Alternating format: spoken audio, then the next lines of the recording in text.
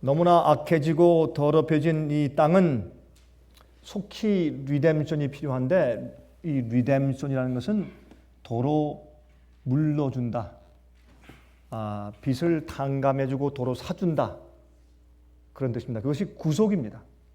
이 구속이라는 의미는 원래로 회복해 주는데, 빚쟁이가 되어서 노예가 된 상태, 죄의 결과로 사악해지고 형편없이 된 상태에서 원래 오리지널로 도로 물러준다, 빚을 다 갚아주고 회복시켜준다, 그것이 구속입니다. 그러니까 이 구속이란 이야기는 그저 우리의 구원, 죄를 용서받음, 그것보다 또 다른 의미가 포함된 단어인 것을 여러분께서 아셔야 합니다. 예수님께서 하늘에서 우리의 구속 사업을 이루고 계신다라고 하는 말은 무슨 말이냐 하면, 우리가 그러한 상태로 환원되기 위해서 주님께서 심판 사업을 진행 중에 있으시다. 심판 사업에 진행 중에 있으시다.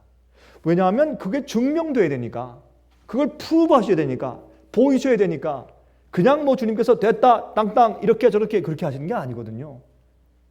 온 우주의 하나님께서 모든 우주 거민들과 천사들과 인간들이 하나님의 하시는 일에 동의가 돼야 합니다.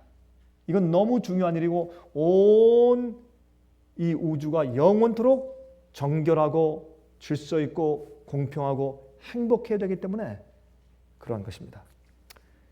인간성의 타락과 그 추하고 사악함은 그 극치를 달리고 있습니다. 이제는 뭐라고 표현할 수가 없어요. 한국도 그렇고 미국도 그렇고 남미도 그렇고, 요새 이 갱들의 싸움 보면, 여러분 지금 멕시코에 있는 이 드럭 카텔, 뭐 남미도 마찬가지지만, 여러분 이 갱들과 경찰과 정부가 군인이 싸우는데 군대와 경찰이 져요? 어떻게 할 수가 없어요. 그러니까 뭐 옛날로 환원된 것 같아요. 어떻게 할 수가 없어요. 그래서 한 번은 신문에 보니까 20대 24살인가 5살 된 여자 대학생이 어떤 이 적은 도시의 셰리프, 경찰서장으로 자기가 자원을 했어요. 아무도 경찰서장 달라고 안 해. 총 맞아 죽으니까. 갱들이 그러니까 이게 뭐 아무도 안 하니까 어떤 여자 대학생이 내가 하겠습니다. 왜? 가난한 집을 도와주기 위해서 내가 죽고 돈이나 좀 벌자 이렇게 해서. 여러분 끔찍한 세상이에요. 이제는 군대도 경찰도 이 갱들과 마피아, 범죄 집단들을 당할 수 없는 그런 시대가 되었어요. 영화도 그 사람들이 영웅되는 영화가 많아요. 그렇죠? 이런 세상이에요. 더 이상 어떻게 타락할 수가 있겠는가 하는 생각이 들어요. 여러분 최근에 지금 미국 아니라 세계를 발칵 뒤집은 사건이 하나 있죠. 위키리크스. 여러분 위키리크스가 뭐예요? 이 인터넷을 통해서 미국 국무부의 외교부의 비밀 물건들을 폭로시켜 인터넷에 다 올려버렸어요. 그걸 누가 했느냐? 군인의 한 사병이 했어요. 군인의 한 사병이. 그러니까 이 미국에는 위키리크스라고 해가지고 이런 특별한 비밀들, 부정들을 갖다가 캐낸 것들을 갖다가 인터넷에 올려버리는 회사가 있어요. 정식 회사예요. 합법적으로 운영하고. 근데 거기에 미국의 국무부와 외교부의 비밀, confidential 문건들을 그냥 확 올려버렸어요. 야, 그거 보니까 참, 제가 보니까 자유세상은 자유세상이에요.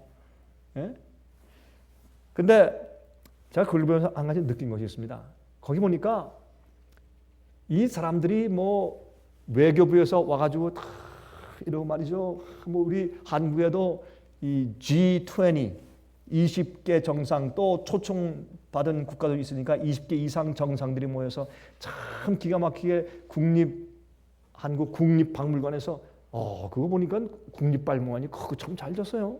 거기에 이렇게 먼데 이렇게 정상들이 빨간 칼펫을 쫙 걸어오면 우리 대통령이 그 양부인과 탁 서 있다가 한참 걸으면 가서 딱 만나서 악수하고 또 포옹하고 그 만찬 초대석으로 또 보낸 다음에 또 오고 그러니까 20몇 개 정상이 들어오니까 그것도 시간 꽤 많이 걸리더라고요. 저는 잠깐만 좀 그 TV 뉴스를 통해서 제가 중계방송을 보았는데 제가 그걸 보면서 저렇게 기가 막히게 하지만 뒤에 가서 말이죠. 서로 부르는데 별하별 별명을 다 부르고 욕을 하면서 서로 별명을 부르고 그래요. 이제 그런 문건, 다시 말해서 예를 들어서 이제 뭐 러시아 대통령에서 부르면 러시아 대통령은 누구 밑에 있는 개 뭐 이렇게 부르고, 에? 뭐 이런 식으로 한 그런 문건도 다 나오고, 뭐 그러니까 서로 신뢰가 다 무너지고 아주 정말 외교부에서 가장 예절과 범절이 있게 정말 잘 대접해 줘야 할 사람들이 가장 저속한 단어와 그런 말을 쓰고 그런 문건들을 서로 주고받고, 와싱턴에서 다른 그 외국에 있는 미국 대사관에 보낼 때 그런 말로 하고 막 이런 게 막 나오니까 이전 말이죠. 이 세상에 서로 불신하고 서로 아이고 네가 얼굴은 그렇지만 네 뒤에서 이런 생각하지. 당신 지금 이렇지만 뒤에 당신은 뭐 이런 꿍꿍이가 있지. 이렇게 서로 불신하는 그 일을 얼마나 크게 조장했는지.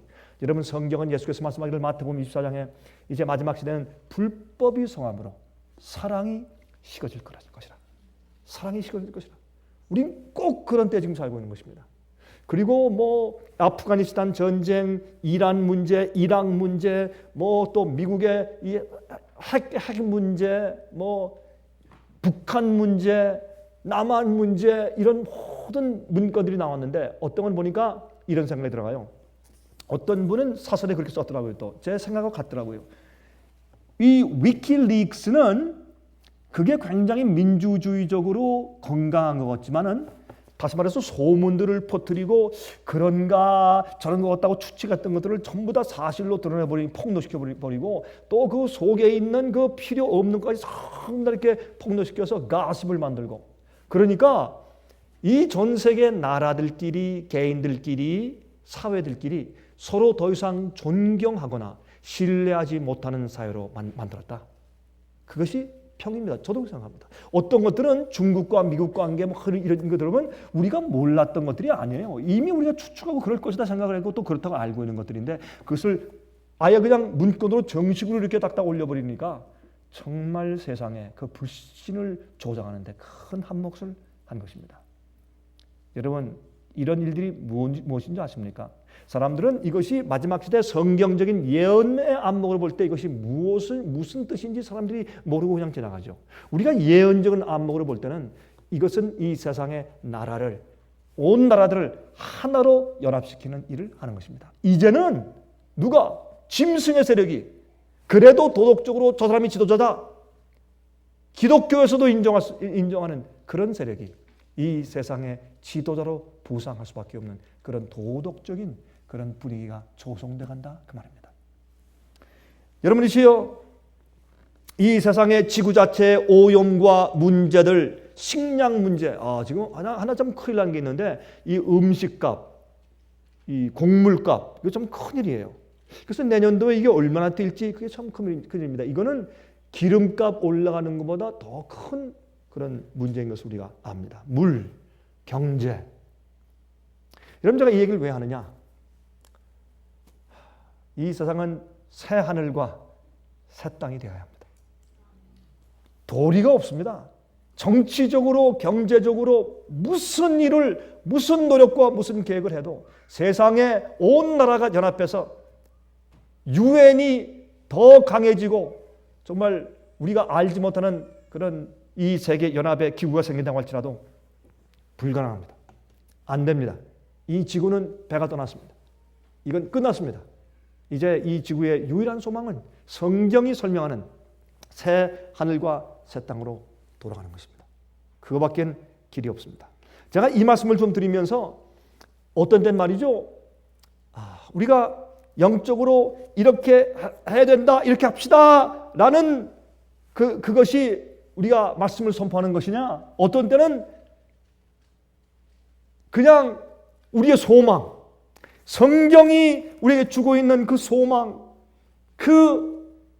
있잖아요. 우리가 우리 마음 가운데 정말 이런 메스 가운데서, 이런 문제 가운데서 우리가 바라볼 수 있는 그 기대, 소망, 꿈, 그 희망, 그래도 우리가 붙들고 있는 그것, 이것만 얘기해도 제가 볼 때는 하나님께서 영광 받을 수 있는 훌륭한 설교라고 생각합니다. 제가 오늘은 좀 그렇게 하려고 합니다. 오늘 우리가 꼭 무슨 죄나 도덕적인 문제나 교리적인 문제를 얘기해서 우리가 깨우침 받는다기보다는 우리가 가지고 있는 소망, 우리 형편이 이런데 이제 무엇을 바라봐야 되느냐, 하나님께서 우리를 위해 준비해 오신 것이 무엇인가, 이제 그것을 잠깐 좀 나눠보려고 생각을 한 것입니다. 우리 이사야 65장에 있는 말씀을 좀 같이 좀 펴서 읽어보도록 하십니다. 이사야 65장입니다. 이사야 65장 17절부터 25절까지 있는 말씀을 제가 읽겠습니다. 조금 길죠? 그러나 한번 여러분 읽어주시고, 또 화면을 통해서 보시는 분들은 화면에 나타나는 성경절들을 읽으면서 마음 가운데 이 말씀을 같이 우리 되새겨 보시기를 바랍니다. 보라, 내가 새 하늘과 새 땅을 창조하나니 이전 것은 기억되거나 마음에 생각나지 아니할 것이라. 여러분이시여, 우리가요 기쁜 일이 생기고 좋은 일이 생기고 행복하면 그 행복한 하루 종일 말이죠, 과거에 아팠던 것을 다 잊어버립니다. 생각이 안 납니다. 과거의 아픔보다도 현재 내가 경험하는 그 기쁨과 행복이 너무나 좋아서 만끽하기 때문에 과거의 슬픔이나 고난들이 더 이상 기억나거나 생각나지 않는 것입니다. 우리도 이 땅에서 그런 경험을 하는데, 우리가 주님께서 우리에게 주실 새 하늘과 새 땅, 하늘에서 천년기는 물론이고 우리가 이 땅에 내려와서 이 지구가 새 하늘과 새 땅으로 변모된 그런 모습을 보고 거기서 우리가 새로운 생활을 영원히 시작할 때, 그때 우리의 기쁨과 우리의 행복이 너무나 충만해서 우리가 과거에 이 땅에 살던 그런 죄와 시련과 고통과 마음 아픔의 기억이 더 이상 없는 것입니다. 전혀 없는 것입니다. 심지어 우리 가족 가운데 어떤 사람들이 구원받지 못하여 우리가 있는 곳에 오지 못했을지라도 그럼에도 불구하고 우리의 기쁨과 우리의 감사가 너무나 크기 때문에 이전 것은 기억하지 못할 것이라, 생각나지 않을 것이라 그렇게 말씀했습니다. 너희는 나의 창조하는 것을 인하여 영원히 기뻐하며 즐거워할지니라. 보라, 내가 예루살렘으로 즐거움을 창조하며 그 백성으로 기쁨을 삼고. 지금까지 교회는 하나님 앞에 그런 기쁨이 되지 못했습니다. 그러나 이때 가서는 어떻게 해요? 하나님의 교회가, 예루살렘과 백성들이 하나님께 기쁨이 된다고 했습니다. 우리가 존재하는 그 자체와 우리가 말하고 행동하는 모든 것이 너무나 이노선트하기 때문에, 너무나 죄가 없고 순결하고 거룩하기 때문에 주님께서 보실 때 얼마나 우리가 그분께 기쁨이 될지 모르겠습니다. 그렇게 말씀하고 있습니다. 내가 예루살렘을 즐거워하며 나의 백성을 기뻐하려니 우는 소리와 부르짖는 소리가 그 가운데서 다시는 들리지 아니할 것이며. 우는 소리가 안 들린다. 이거 얼마나 좋아요. 우는 소리가 안 들려. 그리고 부르짖는 통탄의 탄식의 소리가 안 들려요. 여러분들 혹시 마음 가운데 어떤 땐 남에게 말하지 못하는 통사정 가지고 혼자 조용히 울 때가 있습니까? 탄식, 하나님께 부르짖고 소리 질러야 할 때가 있습니까? 여기 말씀하기를 그럴 때가 없다 이젠. 그게 그 가운데 다시는 들리지 않는다.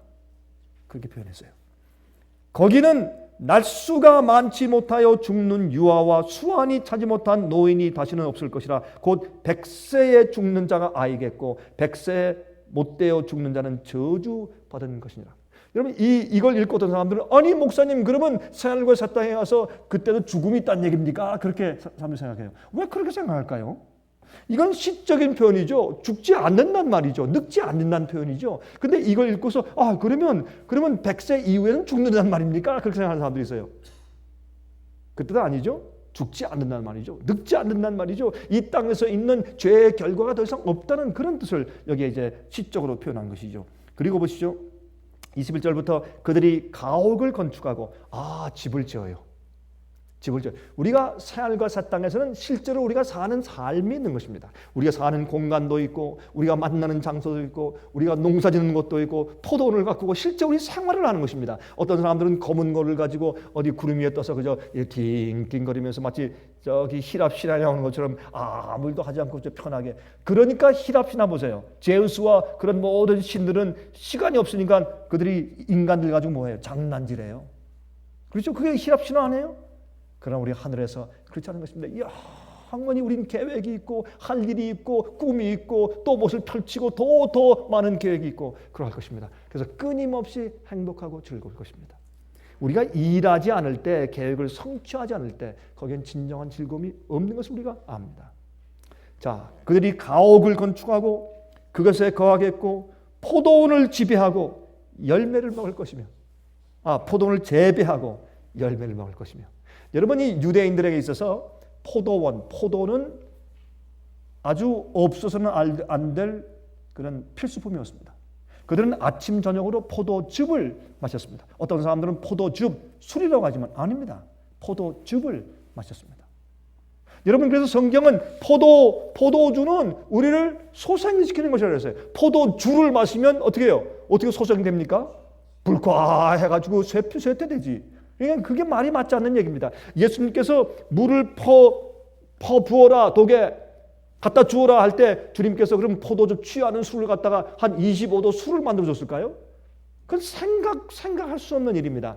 이건 포도즙입니다. 그러므로 이 유대인들에게는 포도즙이 필수품이었는데 아침 저녁으로 포도즙을 마셨습니다.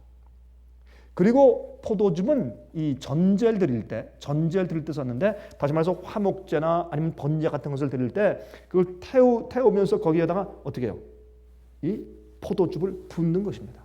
그것은 예수님께서 우리 인간들의 죄를 위해서 십자가에서 피를 흘리실 것을 그때 상징한 것입니다.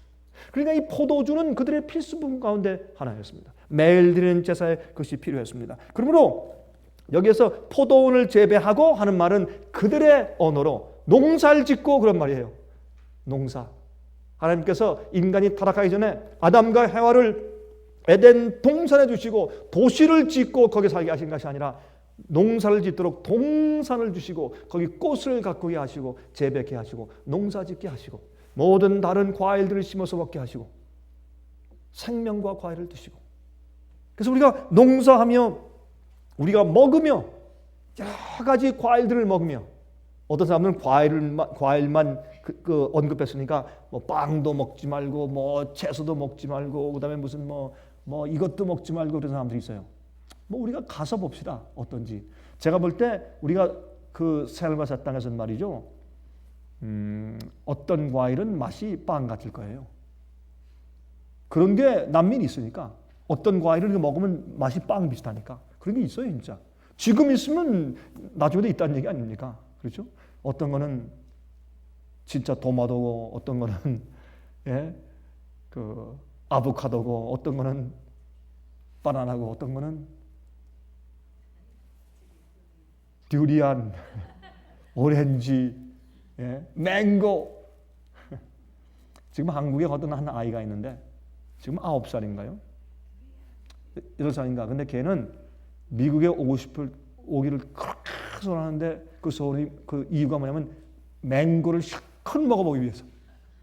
근데 내가 그랬어요. 야, 난 미국에 오고 싶은 사람들 많이 봤는데 너처럼 그와 같은 그런 이유를 가진 사람 내가 처음 봤다 그랬어요.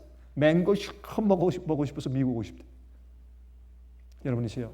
산과 새 땅을 우리가 먹을 것입니다. 먹을 것이라면 우리가 재배할 것이 아니에요. 하나님께서 그냥 뭐 재배 안 해도 그냥 자라게 하실 수 있으나, 그러나 주님께서 우리의 기쁨과 우리의 즐거움을 위해서 우리가 재배하게 만드시는 것입니다. 성경은 말하기를 적어도 포도원을 우리가 재배한다고 얘기했습니다. 그렇죠? 열매를 그래서 재배하고 먹을 것이라고 했어요. 그들의 건축한 데 타인이 거하지 아니할 것이며 그들의 재배한 것을 타인이 먹지 아니하리니 이는 내 백성의 수완이 나무의 수완과 같겠고. 어떤 사람들은 그럼 몇백 년 있다가 죽을 겁니까? 그렇게 물어요. 아니, 왜 그렇게 생각을 하세요? 나무는 영원히 살 수 있지. 죽지 않는다는 뜻이죠. 이거 시적인 표현으로. 나의 택한 자가 그 손으로 일한 것을 길이 누릴 것이며 우리가 원하는 것을 다 할 수 있어요. 왜 그런 줄 아세요? 우리는 우리 마음 가운데 죄의 동기가 더 이상 없기 때문에 우리가 하고자 하는 모든 일이 의롭고 주님께 영광되기 때문에 우리가 원하는 것을 무엇이든지 계획해서 다 할 수가 있어요. 얼마나 좋겠어요? 여기는 리밋이 없어요. 제한이 없어요. 왜? 의인들이 모여있기 때문에 그렇습니다. 그들의 수고가 헛되지 않겠고 그들의 생산한 것이 재난에 걸리지 아니하리니 그들은 여호와의 복된 자의 자손이요 그 소생도 그들과 함께 될 것입니다. 여기에 농사 짓는 분들이시요, 이번 겨울이 무척 춥대요. 참 걱정되시죠? 저도 걱정이 됩니다. 이번 겨울은 그 어느 때의 겨울보다 굉장히 춥고 어려울 것이라고 그렇게 이제 이야기하고 있습니다. 그런 것이 앞으로 없어요. 그들이 부르기 전에 내가 응답하겠고 그들이 말을 마치기 전에 내가 들을 것이며 이리와 어린 양이 함께 먹을 것이며 사자가 소처럼 짚을 먹을 것이며 뱀은 흙으로 식물을 삼을 것이니 나의 성산에는 해함도 없겠고 상함도 없으리라 여호와의 말이니라. 여러분, 우리가요 사자를 볼 때 이렇게 할 때 사자가 얼마나 풀을 씹고 왜 그래요 이러고 있으면 얼마나 재밌겠어요? 안 그래요? 사자가 막 이런 이빨 가지고 이렇게 하는 게 아니라 왕 하는 게 아니라 그 우리 보고 아주 재미있는 해학적인 미소를 띄우면서 풀을 먹고 있으면 얼마나 재밌겠냐고요. 이것이 새 하늘과 새 땅이에요. 왜 그게 가능하냐? 하나님께서 택해 오신 자들이 다 의로운 자들이니까, 서로 우리 인간들이 서로 해하지 않으니까 동물들이 서로 해하지 않는 것입니다. 야, 얼마나 좋은 세상이에요. 세상에 이런 세상은 뛰어가도 아무리 무엇을 해도 문제가 없어요. 상함이 없어요. 거기는 구더기가 없어요. 갑자기 이렇게 넘어질 무슨 돌도 없고 거기는 거기는 바브와이어 철조망이 없어요. 그러면 우리가 하고 싶은 대로 마음대로 할 수 있는 세상. 우리가 지금 너무나 안 그런데 이렇게 꿈이나 좀 꿔봅시다 오늘. 그래서 마음이나 좀 즐거워봐야지. 이렇게 서러운 세상에서 우리 이런 말씀 읽으면서 마음이라도 기쁘고 우리가 기대하는 소망이 저기 있구나. 그래야 좀 풀리죠. 자, 이사야 11장 보십시오. 이사야 11장. 이사야 11장 보시면 이런 말씀이 있어요. 이사야 11장 6절부터 9절. 이사야 11장 6절부터 9절까지 있는 말씀을 좀 보십시다. 이런 말씀이 있어요. 그때에 이리가 어린 양과 함께 거하며 표범이 어린 염소와 함께 누우며 송아지와 어린 사자와 살찐 짐승이 함께 있어 어린 아이에게 끌리며, 큰 코끼리가 사자가 어린 아이가 말이죠 이렇게 가지고 일로와 가자 그러면 다 줄렁줄렁 따라가는 모습만 상상을 해보세요. 얼마나 재밌나, 얼마나 평화스럽나. 왜요? 인간이 만물의 영장이기 때문에. 인간이 만물의 영장이니까 사자가 어린 아이 손에 끌리고 호랑이가 끌리고 표범이 막 뛰어가면 애가 너무 빨리 가지 마 일로 와 그러면 금방 스탑해서 그 아이의 말을 듣고 돌아와서 그 뒤를 졸랑졸랑 따라하는 모습을 상상해 보세요. 우리 만물의 영장은 만물의 영장으로 회복되고 모든 짐승들의 사나움이 죄의 결과가 없어진 다음에 정말 이렇게 아름다운 강약 약육강식이 없는 그런 아름다운 세상이 되는 것을 성경은 새 하늘과 새 땅이라고 말합니다. 거긴 죄가 없습니다. 죄의 결과가 없습니다. 자, 그 다음에 여기 보세요. 7절에 암소와 곰이 함께 먹으며 그것들의 새끼가 함께 엎드리며 사자가 소처럼 풀을 먹을 것이며, 그 다음에 8절이요. 감동적이에요. 8절은 뭐라 그랬습니까? 젖먹는 아이가 독사의 구멍에서 장난하며 젖된 어린아이가 독사의 굴에 손을 넣을 것이라. 지금 독사는 징그럽죠. 여러분들 만약에 이렇게 어디 앉아있는 누가 와서 장난치느라고 독사를 가지고 여러분의 무릎에 탁 집어 이렇게 얹어놓으면 아마 특히 여자분들은 아마 기절해서 죽을 것 같겠죠. 그러나 모르긴 하지만 우리가 새하늘과 새 땅으로 돌아가면요, 뱀이 아름다울 거예요. 뱀이 참 아름다울 겁니다. 색깔도 아름답고, 그리고 끔찍한 게 아니라 정말 모습이 그 나름대로 유니크하고 아름다울 것입니다. 하나님께서 왜 이렇게 징그럽게 뱀을 만들었겠어요? 그게 아니에요. 죄진 결과로 그렇게 된 것이지. 또 뱀으로 변장한 마귀를 상징하기 위해서, 죄를 상징하고 악을 상징하기 위해서 뱀이 그렇게 된 것이죠. 그러나 뱀은 주님께서 원래 만드셨을 때 참 아름다웠을 것이에요. 어떤 모습인지 제가 굉장히 기대가 됩니다. 가서 뱀을 볼 때. 여기 보니까 아이들이 뱀하고 놀아. 일로 와 구멍에 손을 대니까 서 올라와서 감고 올라오는데 그 모습이 우리 모습이 우리 지금만이 세상에서 그런다면 엄마가 까무라쳐서 가서 난리를 하겠죠. 그러나 너무나 아름다운 그런 광야일 것입니다. 상상이 안 되는 거죠. 우리가 감히 상상도 못하고 생각지도 못한 것일 것이라고 고린도전서 2장에는 그렇게 설명한 것이 바로 이러한 것입니다. 나의 거룩한 산 모든 곳에서 해됨도 없고 상함도 없을 것이며 이는 왜요? 왜 해가 없느냐? 왜 더 이상 상함이 없느냐? 왜 서로 상처 주는 것도 없고 왜 우리가 해 받을 것을 걱정하지 않느냐? 이는 그 이유는 물이 바다를 덮음같이 여호와를 아는 지식이 세상에 충만할 것입니다. 하나님을 아는 지식이 충만하니까 제가 지난 시간에 말씀드렸지만 진리는 우리 속에 들어와서 살아 움직이는 것이 생명인 것이 진리요. 예수께서 나는 길이요 진리요 생명이라. 진리는 길이고 질은 살아있는 생명이에요. 그래서 이 예수님이 진리인 것처럼 진리를 아는 자들은 진리로 거룩하게 되어야 돼요. 아버지시여 진리로 저들을 거룩하게 하옵소서. 아버지의 말씀은 진리입니다. 그게 아니면 그건 상식이에요. 진리가 아닙니다.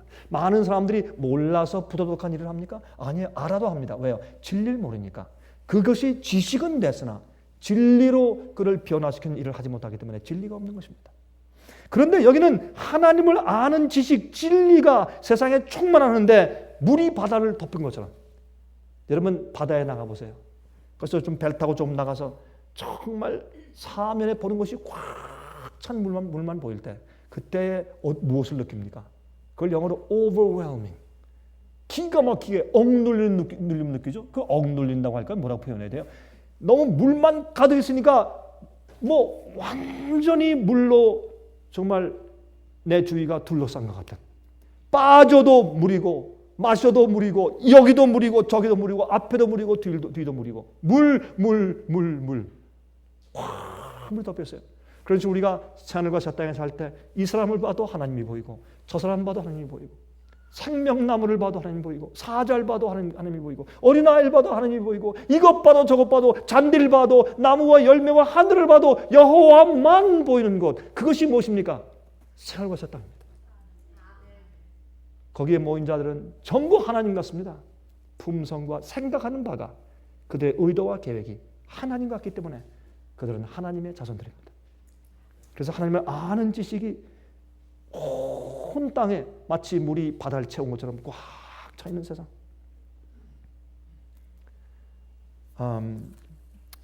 여러분들은 어떤지 모르겠는데 가끔 이렇게 이제 몰에 상점에 가거나 아니면 쇼핑센터에 가면 여러분 가끔 이런 아이들 보시죠. 그저 한 살은 더 됐겠지. 한 2살, 3살 이러던 아이들이 특히 남자 아이들. 예? 이 개 dogleash라고 그러죠. 이 개가 목에 줄 매는 개줄을 달고 다니죠. 이렇게 손에 이렇게 해가지고 개줄을 엄마 손에 또 다 달고 있고 아빠 손에도 달고 있어요. 이건 개한테 하는 짓이지. 왜 어린아이한테 그걸 달아줘? 왜 막 뛰어가서 어디 막 가서 다치고 넘어지고 빠지고 떨어지고 하니까 남들이 또 뺏어갈지 모르고 유기할지 모르니까 믿을 수가 있어야지. 개줄을 달아놔. 야, 전 그거 볼 때마다 전 어떤 느낌이 들어가는지 아세요? 참 이 땅이 빨리 구속돼야 되겠다. 빨리 새 땅이 돼야지. 이게 무슨 짓이냐. 애들이 말이죠. 마음대로 뛰고 싶고 마음대로 키고 싶고 마음대로 좀 해야 될 텐데 제가요 사람들 만나고 이제 어떤 데 방문을 하잖아요. 그러면요 어떤 때는 어떤 어머니들은요 애기들을 때려요. 아마 뭐 기저귀 위에 때리니까 괜찮다고 생각하는 건지 볼길 막 때리고 그 어린 애기들이요 막 기어가서 왜요? 쓰레기통을 뒤지니까. 그러니까 왜 그래서 막 때려주고 얘가 왜 이러냐고. 그래 어린애들이 뭘 알아? 그 어린애의 잘못이에요? 그 쓰레기통은 엄마 잘못이지. 그 애기가 무슨 죄예요? 솔직히. 네? 그리고 어디 가가지고 넘어지니까 안 돼, 못 가. 가면 또 애가 막 때를 쓰고 울고 안 된다, 집에 들어간다. 그럼 비가 오는데 막 나가려면 안 된다. 제가 볼 때 저 애들한테 무슨 죄가 있느냐. 저 애들은 호기심에 가득 차 있고 하고 싶고 만지고 싶고 지금 세상에 모험심 가르쳐서 태어나서 지금 전부 다 알고 싶은데 지금 마음 가운데 지금 잔뜩 그래서 좀 보고 싶고 만지고 싶고 가고 싶은데 안 된다고 나중에 개줄까지 묶어놓고 하니 이 아이들이 얼마나 답답하냐 말이에요. 예? 그러나 그렇게 안 할 수가 없어요. 자동차가 지나가는데 말이죠. 그냥 애가 지나가면 어떻게 될 거예요? 모르니까 이 아이는. 얼마 전에 말이죠. 한 달 전인가 한번 인터넷에 뭐 동영상 한번 썼더라고 이렇게 야후에. 그래서 무엇인가 봤더니요. 4살짜리 어린아이가 그게 저 어느 나라인지 좀 잊어버렸어요. 동굴아파 어디예요? 어느 나라인데 그 아이가 정말 이노센트하죠. 아무것도 모르는 아이가 길가에 와서 그냥 이 도로변에 차들 트럭이 막 확 달리는 그 도로의 아스팔트에 앉아서 놀고 있어 아이가. 4살짜리 아이가. 아무도 모르고 그냥 놀고 있어요. 그걸 또 누가 빨리 가서 애를 붙들고서 가서 이렇게 피해줘야지. 그걸 또 동영상을 찍었어. 꽤 오래 찍었어요. 내가 그걸 보고 이 사람 정신 나간 사람이다. 이거 해가지고 뭐 어디 올려놓고 돈을 받을 건 뭐야. 빨리 가서 아이를 치워야지. 참. 그래서 제가 그걸 보면서 이 아이들이 얼마나 슬프고 답답한 세상이냐. 지난번에 그 퓰리처 상을 받은 한 신문 기자의 사진이 구설수에 올랐죠. 아프리카에서 한 빼짝 마른 남자 아이가 굶어서 거의 죽어가면서 이 아이가 꾸벅꾸벅 졸면서 이러고 사막에 이렇게 앉아 있는데 그 옆에 죽음은 먹으려고 산 걸 먹을 수 없으니까 죽음은 먹으려고 큰 독수리 한 마리가 날아와서 옆에서 딱 지키고 있는 그 사진을 찍어서 그걸 갖다가 신문에 올려서 그걸로 퓰리처 상을 받았어요. 제일 최고의 상이라고 해서. 그래서 이 사람 상 받기 전에 이 아이 구했나? 이 아이 구했나? 아니면 자기가 멋있는 그런 사진 찍기 위해서 아이를 거기 갖다 놨나? 그런 생각이 들어할 정도로. 여러분이시여, 이 세상엔 슬픔과 비극이 너무나 많이 있는데 그것이 어떤 때는 예술이에요. 이럴 정도로 우리는 빨리 구속이 필요합니다. 우리는 죄에서 구속돼야 되고 우리의 연약한 육체에서 구속돼야 되지만 이 지구 자체가 빨리 구속돼야 합니다. 우리는 새하늘과 새 땅으로 가야 합니다. 그래서 우리 마음 가운데 여호와를 아는 지식이 가득해야 되고 그것을 우리가 남들에게 퍼뜨려서 빨리 주님 오시도록 해야 할 것입니다. 자, 여러분 계속 아이들이 울고 칭얼대고 엉덩이를 얻어맞고 그 아이들이 불만족하고 답답하고 찡찡거리고 막 울고 칭얼대고 제가 볼 땐 당연해. 만약 어린 아이들한테 말이죠 막 기면 그래 네 마음대로 기어라 마음대로 기고 깔깔거리고 웃고 어디 가서 뭐 만질 거 다 만져보고 뱀도 만져보고 다 놔두면 그 아이가 왜 칭얼거리고 왜 답답하게 왜 울겠냐 말이에요. 그 아이의 기쁨과 만족이 하늘을 찌르하기 때문에 그래야 아이들이 빨리 성장하고 그들이 얼마나 기쁘고 좋겠느냐고. 여러분 이건요 우리 이 세상에서는 불가능한 일이잖아요. 돌들이 있고 가시가 있고 엉겅퀴가 있고 빠질 때가 있고 낭떠러지가 있고 개가 쫓아오니까 그렇게 할 수가 없어요. 그러므로 다시 말하지만 우리는 새하늘과 새 땅이 필요합니다. 자, 우리 이렇게 생각하니까 여러분 제가 오늘 말씀드린 제일 중요한 목적은 여러분 마음 가운데 정말이다. 내가 새하늘과 새 땅이 정말 필요한 사람이다. 이 새하늘과 새 땅에 오게 하기 위해서 난 최선을 다하겠다. 그런 마음이 생기도록 하기 위해서 이 말씀을 드리는 것입니다. 자, 우리 집에도 어린 아기가 하나 있잖아요. 걔를요 어떤 때는 기는데 못 기게 해. 전 그래요. 좀 기게 하지. 좀 마음대로 뛰게 하고 좀 놔둬라. 그런데 걔 아기의 엄마는 그게 이해가 안 되죠. 먼저 아기를 보호해야 되니까. 그게 이해 안 되는 거예요. 그러나 제가 생각하는 제 생각은 또 다른 데 있는 거예요. 내가 아이를 보면 참 측은해. 너 빨리 너는 저 새하늘과 새 땅에 가야지. 여기서 넌 맨날 답답하다. 이거 해결할 길이 없다. 자, 그런 생각이 들어가서 그런 말을 제가 하는 것입니다. 해됨이 없습니다. 해를 끼치는 자가 없기 때문에 그래요. 하나님을 떠난 성품이 없기 때문에 해를 끼칠 자가 없고 해를 끼칠 것들이 없으니 해됨이 없죠. 그렇죠? 여러분 또 하나 좀 볼까요? 베드로전서 4장입니다. 여러분 다 베드로전서 4장을 좀 펴주시기 바랍니다. 베드로전서 4장 14절부터 19절까지 있는 말씀을 읽겠습니다. 베드로전서 4장 14절부터 19절까지 읽겠습니다. 화면 통해서 보시는 분들은 화면에 지금 나타나는 성경절을 잘 보시기 바랍니다. 너희가 그리스도의 이름으로 욕을 받으면 복이 있는 자로다. 영광의 영 곧 하나님의 영이 너희 외에 계심이라. 여러분 그다음에 잘 읽어보세요. 재밌어요. 너희 중에 누구든지 살인이나 도적질이나 악행이나 그 다음에요. 무슨 자로? 남의 일을 어떻게 해요? 간섭하는 자로 고난을 받지 말려니와.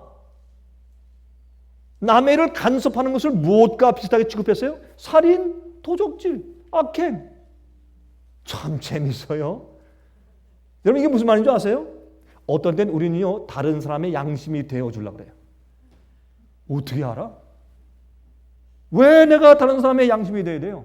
여러분 영어 가운데 제가 영어 프레이즈 가운데서 한 가지 제가 좋아하는 프레이즈가 하나 있는데 그 프레이즈는 한국말에는 그런 표현이 없습니다. 우리 한국말로 그 말을 그대로 번역해서 표현하려면 조금 힘들거나 아니면 좀 너무 퉁명스럽게 돼요. 근데 영어로 이런 말 있어요. It's none of your business. 그런 말 있죠? 이거 당신 비즈니스 아니야? 가만 놔둬. 이거 당신이 아니니까. 근데 우리 한국 사람들은 모든 게 나의 비즈니스라. 한국 사람들은. 한 번은 말이죠. 어떤 그 집사님 저한테 그런 얘기를 하신 적이 있어요. 한참 됐는데 목사님, 내가 어떤 사람 집에 갔다 왔습니다. 그래서요. 거기 가니까요. 그 집안 식구 모두가 은수저로 밥을 먹읍시다. 은수저로. 그래서요. 그랬더니 난 그 집이 정말 없다는 줄 없는 줄 알았어요. 근데 모든 식구들이 은수저로 밥을 먹더라고요. 우리는 그저 스테인레스인데. 아니 그래서 제가 속으로 말이죠. 집사님, it's none of your business 말해주려고 하다가 내가 차마 그 얘기를 못하겠더라고요. 내가. 아니 그래서 뭐 어쩌단 말이에요. 왜 남의 집에 양심이 되냐고. 왜 남의 일을 간섭해요. 그래서 뭐 어때요? 다시 말해서 아니 누가 아니면 뭐 한국에서 특별히 선물 세트로 주었으면 어쩔게요. 좋지. 아니 가난한 사람이 참 안 됐다 하는데 그 사람은 나보다 은수저로 먹으니 아이 그거라도 참 잘 됐다 해주면 어때? 왜 남의 일을 간섭하냐고요. 왜? 여러분 무슨 뜻인지 아세요? 우린 다 참견해지고 우리 한국 사람들은 그래야 뜨끈뜨끈한 줄 알고 그래야 이웃이고 그래야 친구인 줄 알기 때문에. 네? 우리 한국 사람들은 아예 집에 가면 새로 집 샀잖아요. 그럼 가가지고 미국 사람은 절대 이렇게 안 해요. 한국 사람 들어가가지고 참 좋네. 한번 가보자. 서랍 열고 뭐 별거 아예 다 그렇구나. 또 야 이거 새로 샀구나. 뭐 이렇게 한국 사람들은. 그래야 우리가 친하고 끈끈한 것 같아요. 우리 풍속 우리가 너무 잘 알죠. 그러나 거기서 지나쳐서 우리가 뭐합니까? 남을 간섭하는 자로 고난을 청하지 말아라. 이게 무슨 말이냐? 이방인들은 뭐하냐 말이에요. 살인하고 도둑질해. 우린 그런 거 안 하지 않느냐. 그들은 악해하고 우상 숭배하고 우린 그런 거 안 하지 않느냐. 그런 거 하는 사람들은 법이 붙들어다가 막 때리고서 이렇게 감옥에 가두고 그러지 않느냐. 그런 식으로 우리가 고난받으면 안 된다. 그리스도인들은. 그런데 우리는 무엇으로 고난받을 수 있는지 아느냐? 남을 간섭해. 성격이 잘못돼서요. 성질이 잘못되고 품성이 잘못돼서요. 그런 얘기를 왜 해? 가십을 왜 해요? 왜? 남의 얘기를 뭐하러 하냐고. 남의 얘기를 왜 참견해요? 어떤 때는 우리가 이해 못해요. 그 사람의 풍습과 그 사람의 가치관은 나와 다를 수 있어요. 우리 환경과 자라온 것이 다르니까. 그래가지고 왜 자꾸 남의 일을 간섭하느냐고. 이렇게 했을 때 그런 것을 보잖아요. 이방인들이 보잖아요. 보고 나서 너나 나나 다를 게 아무것도 없네. 너희들은 오히려 우리보다 못하다. 이렇게 해요. 그래서 나중에 핍박이 올 때 우리를 디스파이즈해요. 우리를요 경멸해요. 모욕해요. 존중함이 없이 핍박해서 고난을 주고 때려버려요. 그런 일이 있으면 안 된단 말입니다. 남을 간섭하는 일로. 그걸 갖다 영어로는 어떻게 표현하세요? busybody of others. busybody래. 남을 참견해서 바쁘게 다니는 자. 그래서 busybody of others. 참 재밌게 표현되어 있어요. 남을 간섭함으로 고난받지 말라. 이게 뭐예요? 삶과 사땅엔 그런 사람이 없어. 그래서 젊은 사람한테 물어봤어요. 그러면 이 말을 갖다 현대말로 영어로 표현하면 그게 뭘까? 그랬더니 nosy. 코 큰 사람. 서양 사람 말하는 게 아니에요. 남의 일에 코를 집어넣는 사람 이렇게. 코가 너무 기니까. 예? 이거 우리 일이하고 문을 닫으면 코가 이렇게 들어가 있어 이렇게. 그게 nosy예요 이렇게. 이렇게 해서 고난당하지 말라. 이게 뭡니까? 해함과 상함이 없는 세상을 말하는 것이. 예? 남이 이런 문제가 생겼다. 그런 마음 가운데 이거 어떻게 저 남이 알면 안 되는데 남이 알지 말아야지. 아니면 저거 어떡하지? 저 사람 저것 때문에 넘어지면 안 될 텐데. 저거 혹시 누가 내 친구가 할까? 내 아내가 할까? 내 남편이 할까? 그런 생각이 먼저 들어와야죠. 이게 살과 사탄을 사는 사람이죠. 그렇죠? 이게 우리 속에 있으면 그게 뭐예요? 그리스도인 인격이에요. 그렇게 할 때 다른 사람들이 우리를 어떻게 한다? 존경한다. 핍박이 올 때, 짐승의 표 환란이 올 때 그렇게 산 자들을 볼 때는 사람들이 어떻게 해요? 두려워해요. 두려움이 있어. 우리가 국가에서 위에서 뭐라고 하지만은 할 수 없이 너희가 감옥에 넣지만은 그러나 we like you, we respect you. 우리 당신들을 좋아하고 존경합니다. 여러분 이번에 감옥에 갔다 풀려난 우리 중국의 지부 직원들이 그런 간증을 해요. 가서 부들려 갔는데 거기는 경찰들이 적어도 그 마을과 그 도시의 경찰들이 끌어가고 감옥에 넣으면서 얘기하더래요. 미안하다. 우린 당신이 훌륭한 그리스도인 것을 인정하고 당신이 착한 사람이고 절대로 당신은 법을 하나 어길 사람들이 아니고 정말 아름다운 사람인 것을 우리가 안다. 미안하다. 그렇게 말하더래요. 왜? 위에서 상부에서 지시하니까 이렇게 할 수밖에 없다. 이해하라. 그렇게 말하더래요. 그리고요. 어떻게든지 밥을 조금 더 주려고 그러고요. 예? 굴을 조금 더 주려고 그러고 뭐 필요하냐. 그렇게 대우를 잘해주더래요. 이번에도 몇 명 만났는데 제가 물어봤더니 그렇게 얘기해요. 아니요. 우리가 참 감옥 안에서 불편하고 힘들고 고생을 했지만은 거기에 있는 경찰관들과 거기에 있는 간수들이 우리한테 너무나 친절하고 좋았습니다. 그냥 참 마음에 감동이 되더라고요. 아, 너희들이 좋은 부분을 보였구나. 참 잘했다. 그런데 남을 간섭하는 자로 보이면 되겠냔 말이에요. 그래서 여기에 성경에 보면 베드로가 그런 얘기를 했어요. 만일 그리스도인으로 베드로전서 4장 16절입니다. 만일 그리스도인으로 고난을 받은 즉 부끄러워 말고 도리어 그 이름으로 하나님께 영광을 돌리라. 하나님 집에서 심판을 시작할 때가 되었나니 만일 우리에게 먼저 하면 하나님의 복음을 순종치 아니하는 자들의 그 마지막이 어떠하며 또 의인이 겨우 구원을 얻으면 경건치 아니한 자와 죄인이 어디서리요. 우리가 하나님의 심판의 표준이 된다고 말합니다. 그러므로 하나님의 뜻대로 고난을 받는 자들은 또한 선을 행하는 가운데 그 영혼을 미쁘신 조물주께 부탁할지어다. 아, 이게 무슨 말입니까? 이것이 상함과 해함이 없는 것입니다.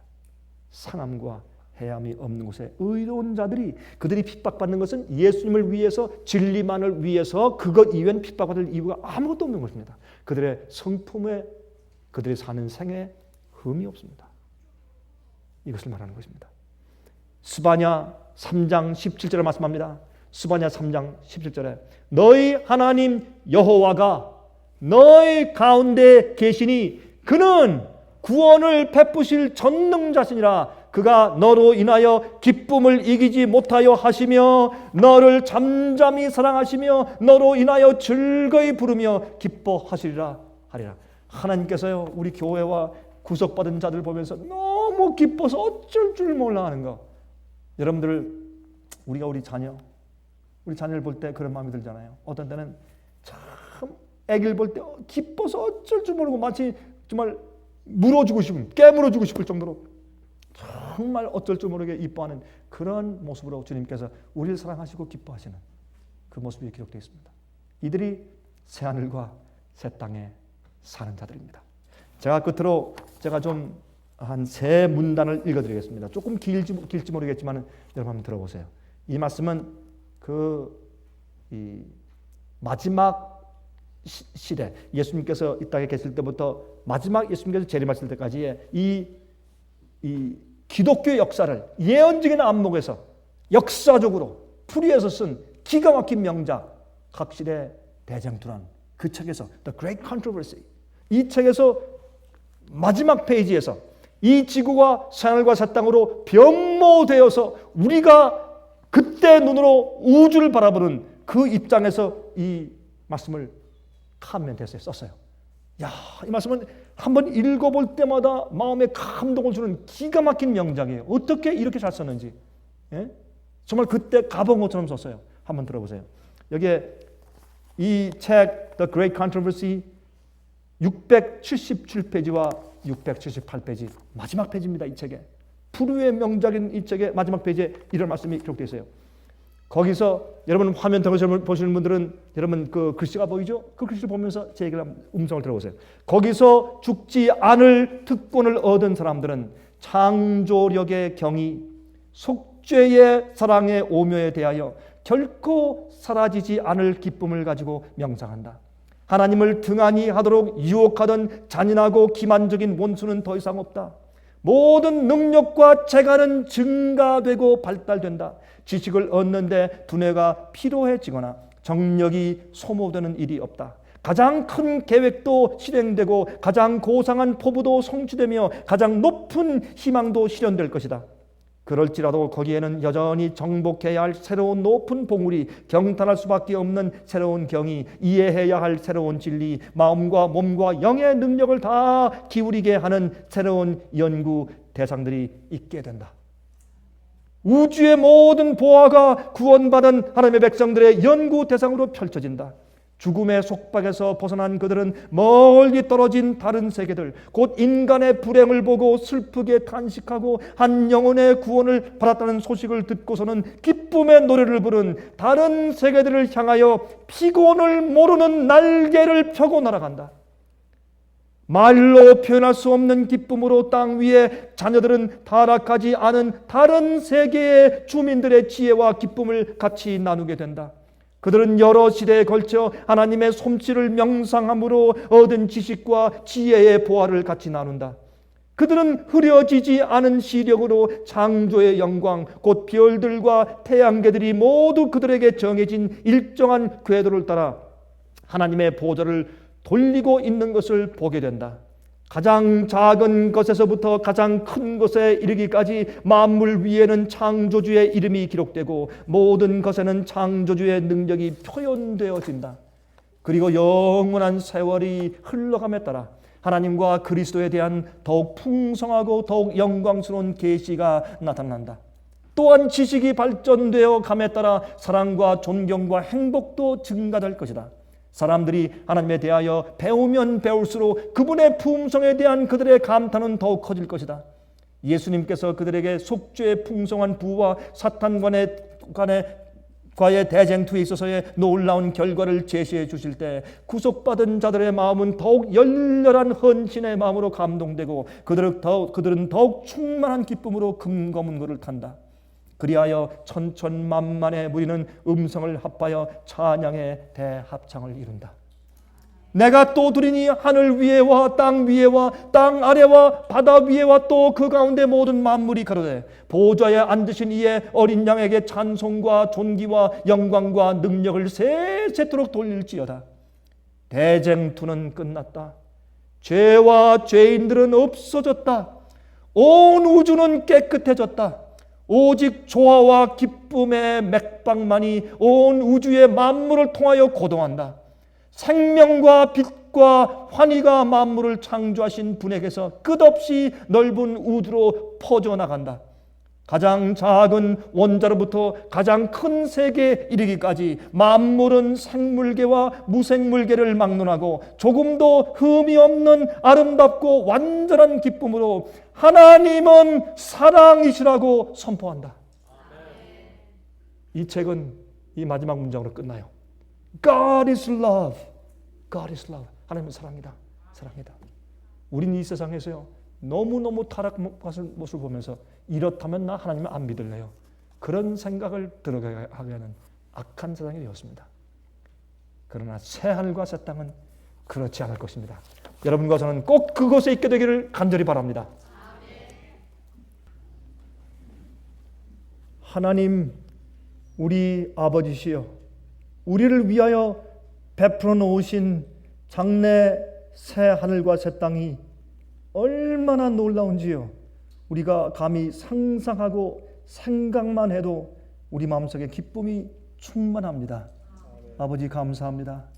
저희를 죄에서 구속하시고 영원히 살게 하시고 우리가 살 처소를 준비해 놓으심을 감사합니다. 아버지시여, 우리 마음속에 하나님을 아는 지식이 바다 위에 물이 충만한 것처럼 충만하여서 하나님처럼 변화되지 않고서는 도무지 견딜 수 없는 그런 경험을 주셔서 우리로 하여금 주님의 거룩한 세상에 백성 되게 하시옵소서. 살아계신 예수 그리스도의 귀하신 이름만 의지하여 간절하게 간구합니다. 아멘. 은혜 많이 받으셨습니까? 지금까지 들으신 이 생애의 빛 예배 설교는 간절한 마음으로 진리를 찾는 분들과 정직한 양심으로 말씀을 받아들이고 언제나 진실이 무엇인지를 생각하는 그리스도인들을 위한 말씀입니다. 주변 가족들이나 친지들 중에 말씀을 사모하고 순결한 신앙을 갖기 소원하는 분들이 계시면 생애빛 예배설교 DVD를 소개해 주시기 바랍니다. 매주 원하시는 분들의 가정으로 직접 배달되는 생애빛 예배설교는 개인의 신앙 부흥이나 소규모 그룹 예배를 위하여 DVD와 CD로 제작되었습니다. 생애빛 예배설교 DVD와 CD를 원하시는 분들은 1-877-704-1004번으로 전화하여 신청해 주시기 바랍니다. 미국 동부 시간으로 월요일부터 금요일까지 9시에서 5시 사이에 전화해 주시기 바랍니다. 그럼 다음 시간까지 안녕히 계십시오.